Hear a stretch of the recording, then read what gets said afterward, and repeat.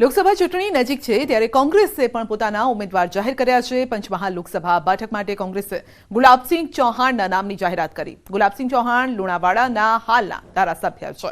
ગુલાબસિંહનું નામ જાહેર થતા સમર્થકોમાં ખુશી જોવા મળી છે।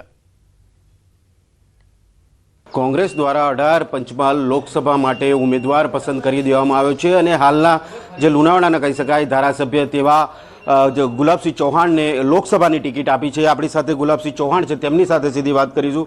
સાહેબ, શું કહેશો? પંચમહાલ લોકસભાની ટિકિટ આપને ફાળવી છે, શું કહેશો?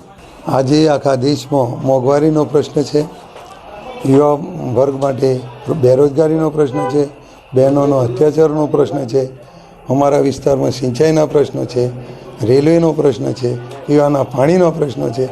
આ તમામ પ્રશ્નોને હું પ્રજા વચ્ચે લઈ જઈશ અને એ પ્રશ્નોની રજૂઆત કરી। અમારા મહીસાગર જિલ્લામાં સિવિલ હોસ્પિટલનું પણ ઉદ્ઘાટન કરવામાં આવ્યું। તેમાં કોઈ સુવિધાનો છે નહીં, સ્ટાફ પણ નથી અને ઉદ્ઘાટન કરી દેવામાં આવ્યું છે। પ્રજા આજે સારવાર લેવા માટે ગોધરા સિવિલ હોસ્પિટલ ખાતે જઈ રહી છે, મોડાસા જઈ રહી છે, અમદાવાદ જઈ રહી છે અને વડોદરા પણ જઈ રહી છે। આ રીતે કોઈ લાભ છે નહીં અને ઉદ્ઘાટનો કરી દીધા છે। બીજું, અમારા ગોધરા અને મોડાસા વચ્ચે રેલવે નથી। બીજું, પીવાના પાણીનો તમે જુઓ છો, વાસ્પોમાં કેટલો ભ્રષ્ટાચાર થયો છે। અત્યારે ઘેર ઘેર નળ નથી, કરોડો રૂપિયાનું કૌભાંડ થયું છે। આ તમામ મુદ્દાઓને રાખી આ વિસ્તારમાંથી હું MP તરીકે ચૂંટાઈશ અને હું ખાતરી આપું છું। આ હતા ગુલાબસિંહ ચૌહાણ કે જેઓ હાલના લુણાવાડાના ધારાસભ્ય છે અને જે કોંગ્રેસના મહીસાગર જિલ્લાના પ્રમુખ છે। તેઓ કહી રહ્યા છે કે લોકો મારી સાથે છે, મતદારો મારી સાથે છે અને હું 100% જીતીશ તેવી આશા વ્યક્ત હાલ કરી રહ્યા છે। મિતેશ ભાટિયા, ન્યૂઝ 18 ગુજરાતી, મહીસાગર। તો લોકસભા ચૂંટણીને લઈ લોકોમાં ભારે ઉત્સાહ પણ જોવા મળી રહ્યો છે અને ત્યારે નર્મદાના ડેડિયાપાડામાં હોળીના નૃત્યમાં ભાજપના નેતા મનસુખ વસાવા છવાઈ ગયા છે। નર્મદાના પંચાયત સભ્ય હિતેશ વસાવાએ ઢોલ વગાડી નૃત્ય કર્યું હતું। અબ કી બાર 400 કે પાર તથા મનસુખ દાદા 7મી વારના નારા પણ રહીશોએ લગાવ્યા છે।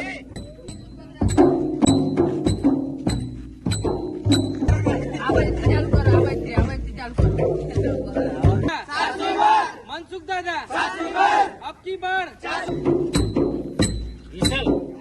તો હોળી આદિવાસીઓનો મોટામાં મોટો અને ખૂબ જ પ્રિય તહેવાર છે। ફાગણ સુદ એકમથી જ આ તહેવારની ઉજવણીની તૈયારી શરૂ થઈ જાય છે। ત્યારે છોટાઉદેપુરના દેવહાટ ગામે ભંગોરિયાના મેળામાં ધારાસભ્ય રાજેન્દ્ર રાઠવા સાથે હાલના લોકસભાના ભાજપના ઉમેદવાર જશુ રાઠવા પહોંચ્યા। જશુ રાઠવા આદિવાસી મેળામાં મન મૂકીને નાચ્યા।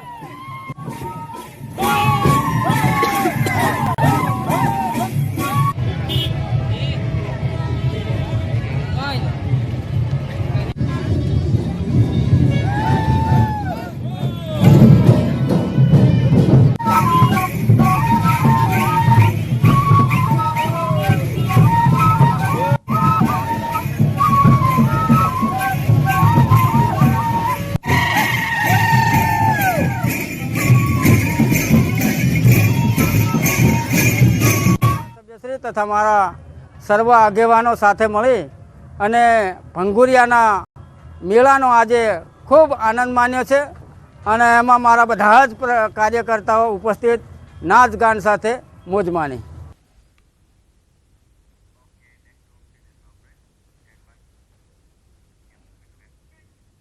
અંતમાં નજર કરીશું ટોપ 3 હેડલાઇન્સ પર। ગુજરાત કોંગ્રેસમાંથી રોહન ગુપ્તાનું રાજીનામું, પત્રમાં નારાજગી સાથે અપમાનિત કર્યાનો ઉલ્લેખ, કોંગ્રેસના સંચાર વિભાગના એક નેતા પર આક્ષેપ। ભરૂચમાં સામાજિક તત્વોનો કહેર, મંદિરમાં જ્વલનશીલ પદાર્થ ફેંકી કરી આગચંપી, ધાર્મિક લાગણી ઉશ્કેરાય તેવા કાગળો ફેંકાયા। રાજકોટમાં પ્રિન્સિપાલ બન્યો હેવાન, રાકેશ સોરઠિયાએ વિદ્યાર્થીનીઓ સાથે કર્યા અડપલા, પ્રિન્સિપાલ પોલીસે પંજાબ।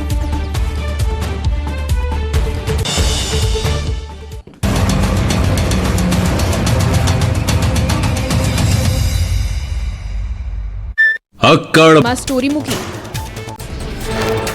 ભાજપ નેતા વિજયસિંહ વાઘેલાએ ભાજપ નેતા કુલદીપસિંહ વાઘેલા પર સમાજના નામે રાજકારણ કરવાનો કર્યો આક્ષેપ। ઘરના લોકોને નોકરી અને ધંધો આપવાનું કહી નામ લીધા વિના જ કુલદીપસિંહ વાઘેલા પર કર્યા પ્રહાર। પોરબંદર બેઠક પરના ઉમેદવાર મનસુખ માંડવિયાએ સભા સંબોધી। ચોપાટી પ્લોટ ખાતે યોજાયેલી બેઠકમાં ભાજપના કાર્યકરો અને હોદ્દેદારો બેઠકમાં ઉપસ્થિત રહ્યા। મનસુખ માંડવિયાએ જંગી લીડથી જીતનો વિશ્વાસ વ્યક્ત કર્યો. હોળી બાદ મનસુખ વસાવા શરૂ કરશે ચૂંટણી પ્રચાર. ધાર્મિક આસ્થાના કારણે હોળી બાદ જ કરશે પ્રચાર. ભાજપે 7મી વખત વસાવા પર મૂક્યો વિશ્વાસ. 6 લાખની લીડથી જીતવાનો વિશ્વાસ વ્યક્ત કર્યો. ભાજપનો ઉમેદવાર બદલવાની ચર્ચાઓ પર જિલ્લા પ્રમુખ કીર્તિસિંહ વાઘેલાનો પલટવાર. કહ્યું કોંગ્રેસ હાર ભાળી ગઈ છે, કોંગ્રેસ કોમામાં છે, બની શકે છે કોંગ્રેસના ઉમેદવાર બદલાઈ શકે. બનાસકાંઠા લોકસભા બેઠક પર ભાજપના ઉમેદવાર ડોક્ટર રેખાબેન ચૌધરીએ જીતનો વિશ્વાસ વ્યક્ત કર્યો. રેખાબેને મહિલાઓને આત્મનિર્ભર બનાવવાના પ્રયાસ કરવાનું આપ્યું નિવેદન. ભારતીય જનતા પાર્ટીના બનાસકાંઠાના લોકસભા ઉમેદવાર ડોક્ટર રેખાબેન ચૌધરી દ્વારા પ્રચાર શરૂ કરાયો. જ્ઞાનીબેન ઠાકોરના મત વિસ્તારમાં રેખાબેન દ્વારા જનસંપર્કના કાર્યક્રમો શરૂ કરાયા. બનાસકાંઠામાં ભાજપ નેતા શશિકાંત પંડ્યાએ કોંગ્રેસ પર તાક્યું નિશાન. કહ્યું કોંગ્રેસ ગભરાઈ ગઈ છે, ગભરાટમાં કોંગ્રેસ ગેનીબેનની ટિકિટ બદલી નાખે તો નવાઈ નહીં. કચ્છ બેઠકના ભાજપ ઉમેદવાર વિનોદ ચાવડાએ જોરશોરથી ચૂંટણી પ્રચાર શરૂ કર્યો. કચ્છ બાદ વિનોદ ચાવડા મોરબીના ગામડાઓની મુલાકાતે. ગાંધીનગરમાં ભાજપ યુવા મોરચાની બેઠક મળી. જિલ્લા પદાધિકારીઓની હાજરીમાં ચૂંટણીલક્ષી કાર્યક્રમોની થઈ હતી ચર્ચા. કાર્યકર્તાઓને યુથ ચલા બૂથની કામગીરી સોંપવામાં આવી. દરેક બેઠક પર 5 લાખથી વધુની લીડનો લક્ષ્યાંક નક્કી. બનાસકાંઠાના જિલ્લા એનસીપી પ્રમુખ ભરત લિંબાચિયા અને કોંગ્રેસના અશોક શાહે કર્યા કેસરિયા. પાલનપુરમાં યોજાયેલ ભાજપના કાર્યક્રમ દરમિયાન પૂર્વ કેન્દ્રીય મંત્રી હરિ ચૌધરીની ઉપસ્થિતિમાં કર્યા કેસરિયા.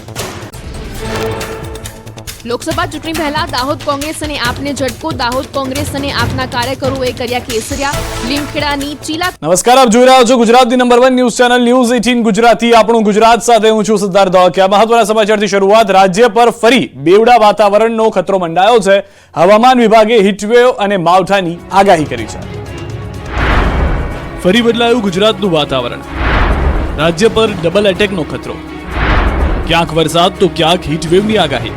રાજ્યમાં ગરમી ક્યાંક જોવા મળી રહી છે તો ક્યાંક વાદળછાયું વાતાવરણ છવાઈ રહ્યું છે. આ દરમિયાન હવામાન વિભાગે આગામી 5 દિવસની આગાહી કરતા વરસાદ અને હીટવેવનું અનુમાન આપ્યું. હવામાન વિભાગની આગાહી પ્રમાણે કેટલાક વિસ્તારોમાં હીટવેવ રહેશે તો કેટલાક વિસ્તારોમાં હળવો વરસાદ થઈ શકે છે. કચ્છ, દાહોદ, મહીસાગર અને છોટાઉદેપુર જિલ્લામાં હળવો વરસાદ થવાની આગાહી કરી છે.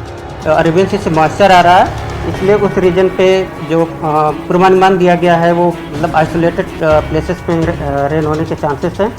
और सौराष्ट्र रीजन की बात करेंगे तो सौराष्ट्र रीजन में जो पोरबंदर, गिर सोमनाथ और दीव में हीट वेव की वार्निंग दी गई है. ગુજરાતમાં હાલ ઉત્તર પૂર્વથી ઉત્તરના પવન ફૂંકાઈ રહ્યા છે. વરસાદ પાછળનું કારણ દર્શાવતા જણાવ્યું કે અરેબિયન સીથી ભેજ આવી રહ્યો છે, એટલે છૂટાછવાયા વિસ્તારોમાં વરસાદ પડવાનું અનુમાન છે. જોકે આવનારા 5 દિવસમાં મહત્તમ તાપમાનમાં મોટો ફેરફાર થવાની આગાહી કરવામાં